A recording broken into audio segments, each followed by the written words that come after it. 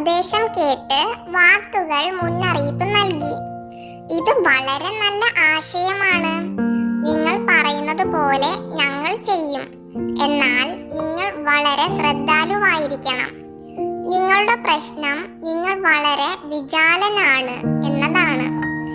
ഞങ്ങൾ പറയുമ്പോൾ എന്തെങ്കിലും പറയാൻ നിങ്ങൾ വായ തുറക്കുകയാണെങ്കിൽ അത് തീർച്ചയായും നിങ്ങൾക്ക് ദോഷകരമാണ് ചെയ്യുന്നത്. അതിനാൽ നിങ്ങൾ വടിയിൽ തൂങ്ങിക്കിടക്കുമ്പോൾ സംസാരിക്കരുത്. അല്ലാത്ത പക്ഷം നിങ്ങളുടെ പിടി നഷ്ടപ്പെടുകയും നിലത്ത് വീണ് മരിക്കുകയും ചെയ്യും.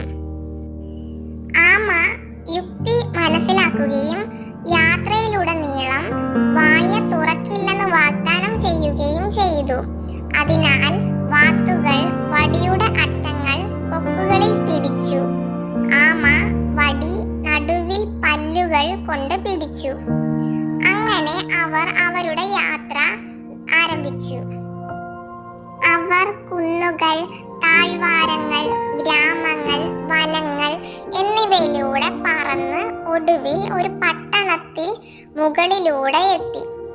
അവർ പട്ടണത്തിന് മുകളിലൂടെ പറക്കുമ്പോൾ പുരുഷന്മാരും സ്ത്രീകളും കുട്ടികളും ഈ വിചിത്രമായ കാഴ്ച കാണാൻ വീടുകളിൽ നിന്ന് പുറത്തിറങ്ങി. കുട്ടികള് ആർത്ത് വിളിക്കാനും കൈയടിക്കാനും തുടങ്ങി.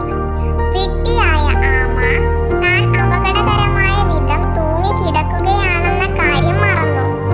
ഈ കൈയടിക്ക് പിന്നിലെ കാരണം അറിയാൻ അദ്ദേഹം വളരെ ജിജ്ഞാസ കാണിച്ചു. സുഹൃത്തുക്കളോട് ചോദിക്കാൻ അദ്ദേഹം വായ തുറന്നു. സുഹൃത്തുക്കളെല്ലാം ഇതെല്ലാം എന്തിനെ കുറിച്ചാണ്? എന്നാൽ ഈ വാക്കുകൾ ഉച്ചരിക്കുവാൻ വായ തുറന്നയുടനെ അവൻ വടിയിൽ പിടിമുറുക്കി നിലത്ത് വീണ്